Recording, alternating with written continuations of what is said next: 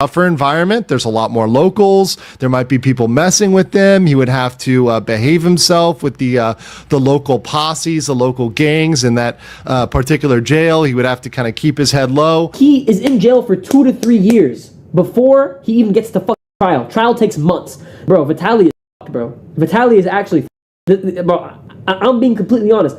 Vitali is fucked. I mean, they hate his ass. They said he might get there. Yeah. Sheltering cell with no privacy, terrible food, and constant danger. One of the world's toughest prisons. So if you've seen the World Toughest Prisons show. After being locked up for nearly 6 months, many people are still asking the same question. What exactly is going to happen to Vitali? Why is the Philippines holding him inside the Bureau of Immigration instead of sending him to an actual prison, where survival could be a real danger? And why did the Philippines suddenly move forward with deportation, only to cancel it at the last moment? Vitali, the deportation proceedings is undergoing together with the criminal case. Today we're breaking down the real reason Vitali is still being held, why the Philippines refuses to release him, and what the future may look like for him. It all started when Vitali traveled to the Philippines with another controversial streamer, Sly Kane, who somehow has still avoided arrest despite helping Vitali create chaos. Together, the two recorded themselves breaking laws and stirring outrage across the country. Film it. All right. Boss, let me see. Oh my God, so many laws have been broken today. The situation spiraled so badly that it drew not just local backlash, but worldwide attention. And even the president of the Philippines himself, Bongbong Marcos, responded publicly. At first, people thought it was just another reckless stunt. But the moment the president reacted, everything changed. This wasn't just a viral incident anymore. It became a political issue. Marcos gave a direct order that Vitali must face serious punishment. And unlike smaller officials who might be bribed or influenced, Marcos made it clear that Vitali was going to be held accountable. That's where the real problem began.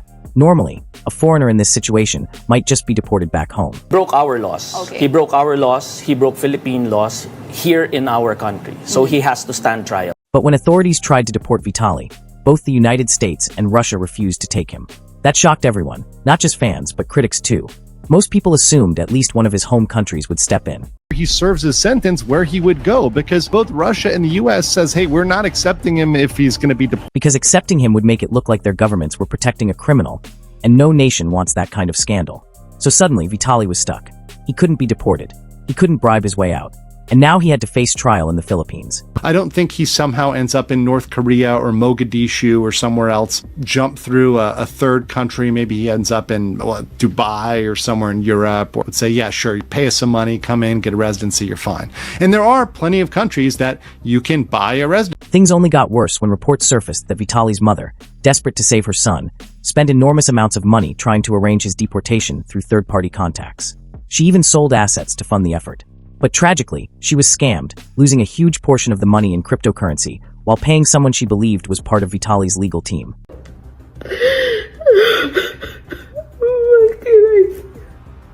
His mom got scammed for trying to pay for his legal fees. So according to his mom, she sent crypto to someone claiming to be his lawyer. That left the family drained financially at the exact moment when Vitali needed resources the most. Because of the failed deportation and lack of funds, Vitali ended up in a Philippine prison, one of the harshest environments imaginable. His mother, terrified for his safety, quickly intervened and managed to have him sent back to the Bureau of Immigration Detention Center. Being locked up in an absolute nightmare jail. The place that he's in is known as the Gulag. An immigration detention center in the Philippines. Now they call it the Gulag, rat-infested and overcrowded. Still, compared to being locked up with hardened criminals who might target him for what he did to their country, this detention center is the lesser of two evils. By this point, the money had almost completely run out. Without cash, his options became extremely limited. The Philippines government isn't holding him purely out of politics anymore. It's also about finances. Without money, his legal team can't move his case forward, and his mother has no way to influence the system. Even worse, Vitali's so-called friends, like Aiden Ross, publicly stated they won't be sending him money or support. He's on his own. He's just sitting there like... I was just over there after and everybody was telling me they hate his ass. They said he might get there. Yeah. Now, insiders are reporting that authorities are again considering transferring Vitali to a real prison. If that happens, the consequences could be deadly. Live in absolute hell with 40 other men in a sweltering cell with no privacy, terrible food, and constant danger. Locals say that someone like Vitali, who openly insulted Filipinos on camera, wouldn't last a year inside. Other creators have echoed this fear. Streamers like Neon have openly admitted how terrifying it is to be locked up in a foreign country with different rules, little protection, and an environment stacked against you. Okay, and y'all can get mad at me. You can say what you want. Bro, I had this fear in my heart when I dealt with a situation in a certain country, and this is the worst feeling in the world. Being in a third world country, being in a country that isn't run the same as the US, it's so scary, bro. It really is, bro. It really is scary, man. The things he did were so dumb. He is in jail for 2 to 3 years before he even gets to fucking trial. Trial takes months. Bro, Vitali is fucked, bro. Vitali is actually bro, I'm being completely honest. Vitali is fucked. Legal analysts also weighed in, explaining that if Vitali ends up in one of the Philippines' toughest prisons, he'll have to keep his head down. He's never going to be fully free. Now, this is very interesting. Beyond that, he probably was a little bit intimidated of the local jails. Those are a tougher environment. There's a lot more locals. There might be people messing with them. He would have to behave himself with the local posses, the local gangs in that particular jail. He would have to kind of keep his head low. And that's something he probably was mindful of in that local jail.